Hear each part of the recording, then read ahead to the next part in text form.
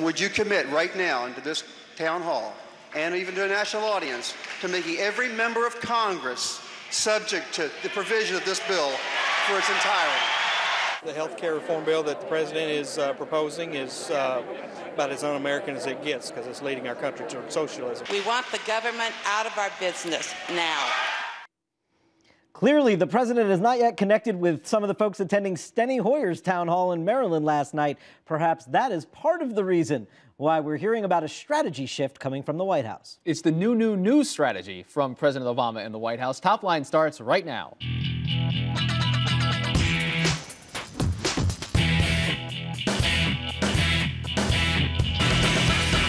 Hello and welcome to ABCNews.com's Top Line. I'm David Chalian. And I'm Rick Klein. Each weekday we're bringing you the latest political headlines, reporting, insight, analysis, everything you need and want to know about the political world. And it's twitter.com/the note to keep that conversation going all day long. It's not just 15 minutes, it is 24 hours a day, David. 7 days a week. Indeed. There you go. Kick us off, Rick. What's your top line? New tune. David Axelrod out there today saying that it is time to harmonize the strands of healthcare reform. He is telling most recently our own Ann Compton that he's going to be engaging in a direct conversation with the American people and with individual lawmakers and trying to stake out some solid ground on healthcare. We've heard a lot about new strategies from the White House over time. They want to telegraph the idea of something new in advance of seeing it. And we may see it sooner rather than later. Our George Stephanopoulos reporting that perhaps a joint session of Congress will gather to hear a speech from President Obama in the next week or two. He's talking to congressional leaders about that today. Losing the middle. CNN Opinion Research out with a new poll that shows for the first time in his presidency, a majority of independents key to Obama's victory last November are now disapproving of his job. About 53% are disapproving of the way President Obama is handling his job. Rick, this is not just about the health care battle. This is spending and deficits and Afghanistan. And this is the crucial group of people that the White House is focused on. The folks that we've been watching all along, and it looks like they're losing them. They're really driving a precipitous drop in overall approval ratings for President Obama. Gonzalez versus Cheney. The former Attorney General is backing the current Attorney General, Eric Holder, in saying that it is warranted to have an investigation of CIA interrogation tactics. This, of course, runs counter to what Dick Cheney said over the weekend in very strong words. This is important cover for the Obama administration to have the former Attorney General saying, yeah, even though it was looked at a little bit before, it's perfectly appropriate to have the Justice Department look at it again. You mean the former Attorney General that the Democrats took down over that the guy. scandals? So I don't know how much cover really bright, but yes, it's a nice talking point for them. And I think Alberto Gonzalez is probably on a little bit of a rehabilitation tour. Feels good. And court watching. We read today in the Associated Press with much interest that John Paul Stevens, the eldest member of the court, of the Supreme Court, has only hired one clerk for the 2010 term. Rick, usually by now he's hired all four of his clerks. As you know, retired justices do get one clerk. So now everybody wondering if indeed John Paul Stevens is going to step down at the end of this term, opening up another appointment for Barack Obama. The conventional wisdom among court watchers is that he's going to go and Ruth Bader Ginsburg are both going to go during Obama's first term. They're both going to retire, giving him 2 more vacancies. I love this game. When we start counting clerkships. It's excellent. We're going to begin with the president's conundrum over Afghanistan. We're joined by Matt Bennett, who is the vice president at Third Way, a centrist Democratic think tank here in town. Matt, thanks for being here. I know you have focused a lot on national security issues, and I guess I want to begin by saying that the president seems, you saw George Will's column, I'm sure, in the Washington Post, and Russ Feingold has called for troops to start coming out. He seems to now start getting pressure from the left and the right. That's a very precarious position to put in. The war is unpopular now, and he might have to ask for more troops. Well, there's no doubt that the war is dropping in popularity, but remember that the popularity of wars really goes up and down like a yo-yo. If you look at what happened with Iraq, it plummeted in 2006, and then it popped back up when American casualties went down. And this has been a big drop in a short period of time around Afghanistan. No question. And he inherited a situation in Afghanistan that was as bad as the economic situation he inherited here. So it's going to take some time to turn that around.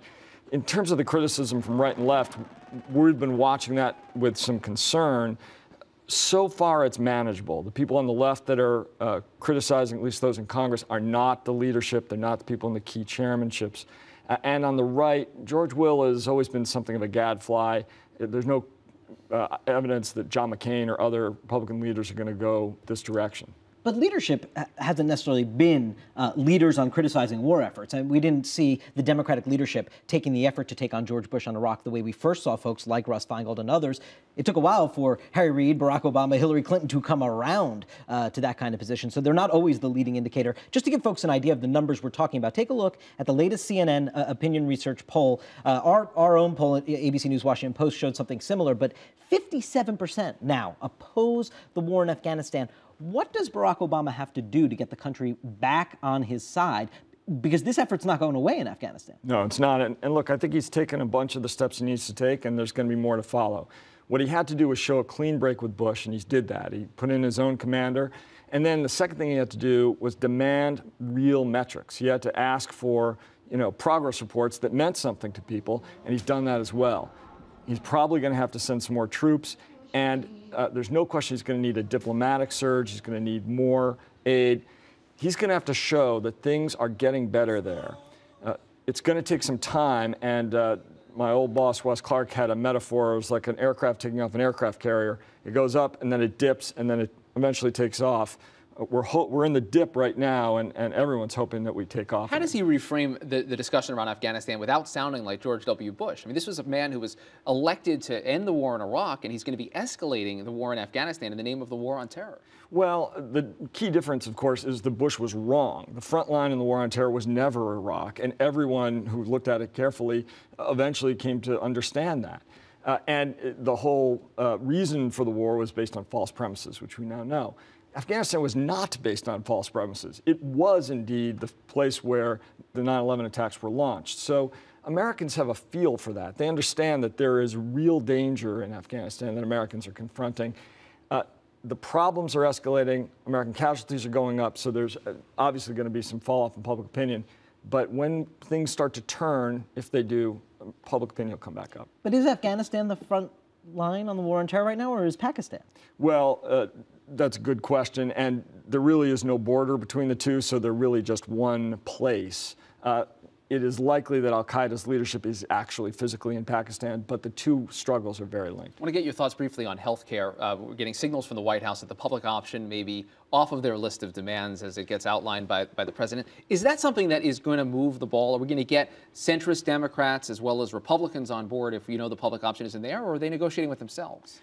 Well, there's no doubt that they're trying to move the ball in a whole bunch of different directions. They're trying to see if they can shake up the negotiations in the Senate Finance Committee, which are still bipartisan. They're trying to move the Blue Dogs in the House. Our view has never been that the public option is the make or break question. It has certainly been the one that's generated the most controversy among the left, on the blogs and other places. But ultimately, there's going to have to be a package of things that appeal at least to a broad swath of Democratic moderates. That may be some sort of compromise over the public option, may be part of it, but there are a bunch of things that they need to do. If the public option is dropped, do you believe that Senate moderates, Blanche Lincoln or Mary Landrieu, Evan Bayh, what have you, that you're talking about, that you say for this to work, that group of folks need to get on board? Do you believe that they'll be satisfied? That'll be enough? Just drop the public option and they're on board with everything else? No, I don't think dropping the public option is the kind of singular thing that's going to make or break this debate. I think maybe changing the public option, there's been all kinds of Senate ideas about co-ops and other things. That could be part of the discussion. Ultimately, I believe Senate and House moderate Democrats are going to be there for reform. They understand the implications of getting it done and not getting it done. But there's going to have to be some changes first. Matt Bennett, Vice President of Third Way, thank you very much for being here. We appreciate it. Thank you. Thanks, Matt. Don't go anywhere. We're going to have more Top Line with Anna Marie Cox, back from vacation in just a moment.